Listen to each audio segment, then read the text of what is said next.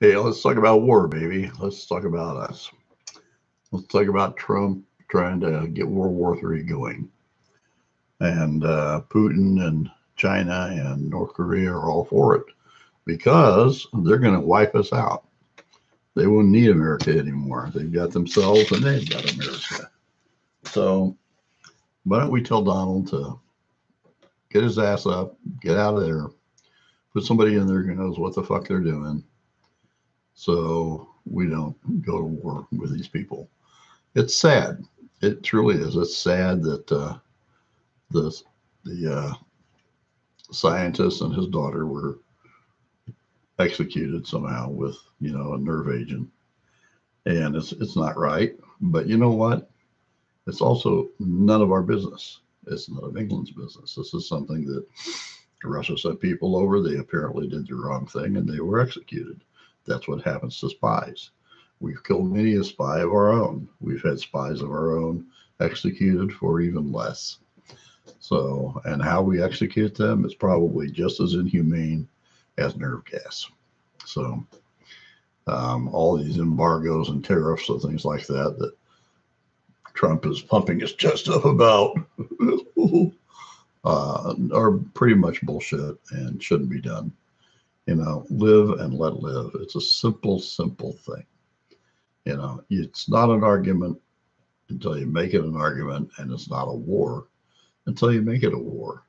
And even though they say, like I said last time, war is good for the economy, bullshit.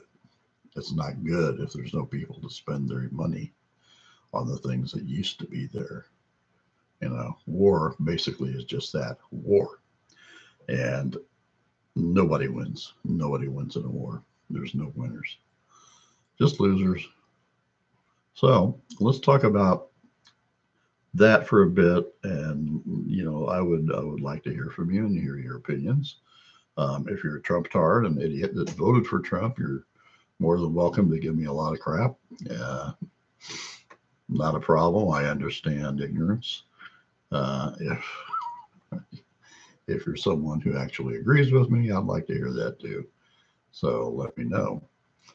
But in the long run, um, if you don't know what an idiot you helped vote into the White House by now, then God help you, and may your lobotomy be a success. So moving on, let's talk about spring and winter, and how winter is always teasing us all the way up into spring. And we did have snow last night. It was very pretty to watch. It didn't stick, which is sad, but it did at least get some moisture into the ground, much needed moisture, and help the flowers and the trees stay alive. I always worry that when April comes, or March and April, where we have these big uh, ice storms, that it just wipes out all the plants and trees and things like that. The only thing I like them to wipe out are the flies and the bugs. Plants and the trees I feel bad for. I don't feel bad for flies and bugs. Mosquitoes especially. Mm.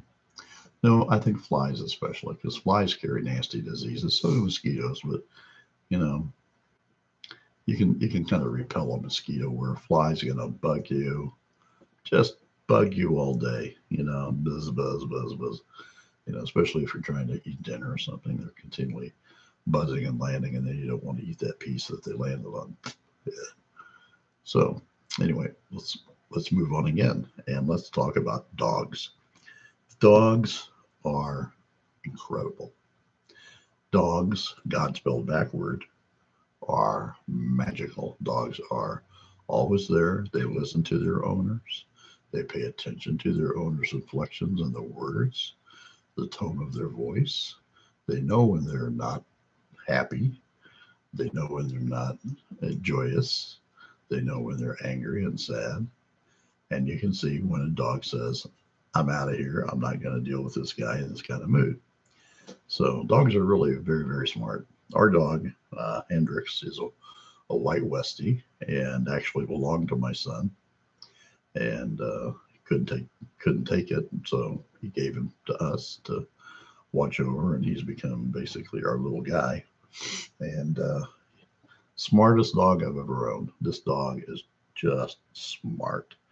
Now, I've seen dogs learn tricks that look smarter, but Hendrix, I think, can read your mind. I think that he knows exactly what you're thinking. And every once in a while, he gives me one of these.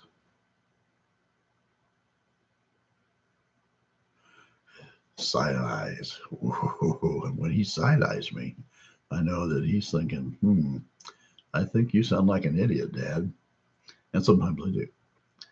A lot of times I do. Maybe right now I do, but that's too bad. Uh, you ever get a song stuck in your head and you have to go listen, you have to go find that song because maybe you don't remember who did it or anything like that. And I've been having that happen a lot to me lately. I'll start humming or singing something, and I'm going, "Who did that song?" And then I don't know. I don't know the title. Sometimes I know the title because it's in the song. So I have to go on the YouTube and look it up and see exactly what song I was singing. And then hopefully it gets out of my head. But lately, I've got one song called "Would I Lie to You." I can't get it out of my head.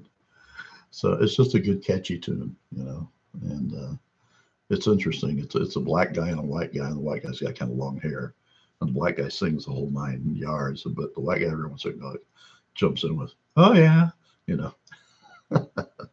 I think he has like 3 lines in the entire song, but it's a good song.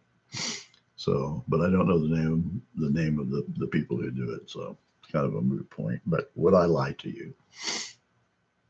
And probably maybe 10, 15 years old, something like that. But don't you just hate that? You get this thing going in your head. You wake up with a song in your head, and you go, "Oh God, it's just drives you nuts all day until you're singing it, you're making everybody else crazy, and finally you say, okay, I'm going to go find this song, I'm going to sing this song and listen to it, and it's over most of the time, or then it sticks in your head really well, and you know all the words, and you're singing this song, and oh my God, people start throwing rocks at tomatoes and whatever they can. Shut up. And it's pretty funny. Anyway, one of my daughter's friends is having a stomach thing done where they put the band on the stomach, and wants to lose a lot of weight. And so, prayers to her. I hope it works out okay. Um, I've considered it because I'm a big guy. I'm a big fat guy, but my health is not good, and so I don't think I'd make it off the table. Of course, that's one way to lose weight, die. You'll be skin and bones before too long, but you won't have any fun doing it. So I'm sort of meandering, just meandering towards being a vegetarian, not a vegan, just a vegetarian. I have a problem with maintaining a high protein level because of dialysis. So um, I know that there's a lot of plants and grains and things like that who hold high protein, but meat is a biggie. But it just kills me to think about slaughtering an animal for us to eat.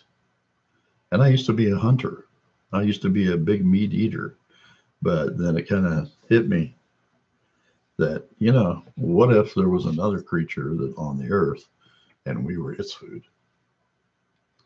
It reminded me of an old, I don't think it was the Twilight Zone. I think it was called The Outer Limits, where these aliens land, and they're all gigantic. The guy who played Lurch was in it from the Addams Family, the old Addams Family. And he had a book, and he was like sort of checking people off as they came in. But the name of the book was How to, let's see,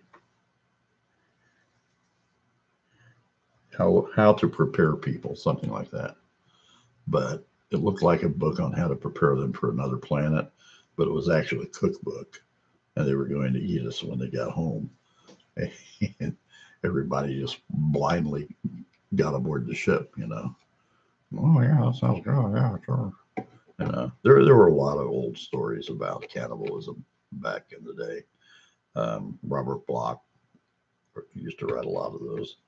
Um, Scary guy, scary, a lot of scary authors back then. Real scary, you know, not slasher crap, just good spooky stories. Um, I wish more of you would go to Amazon Kindle and look my name up, Christopher Weedon, and read some of my books.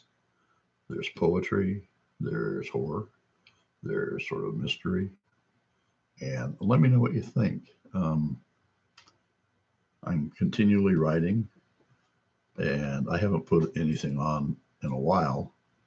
I have sent one of my books called Revenge off to a publishing company. Haven't heard back yet. Keep your fingers crossed. I will also send it to 2 or 3 other different companies. And I'm working on a third book, novel that is actually part of the Genevieve Chronicles. So that will be a double book set. But I'd appreciate it if you'd take the time.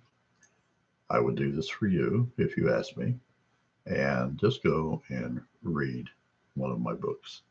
It can be a book of poetry, it can be a short story. Just let me know what you think. That way I know if I'm not being clear enough in my books or understood in my books, or some of them aren't done very well. The first one needed to be I need to re-edit it. I have an editing program now called Grammarly, which works. Wow, does it work? You know, it tells you every little teeny tiny mistake you make, whether it's a comma, phrase, or whatever. But it's wonderful to have it. It keeps me alert, and it keeps me from making too many mistakes when I write. So that's about it for the day. I hope you'll go read me and let me know. Um,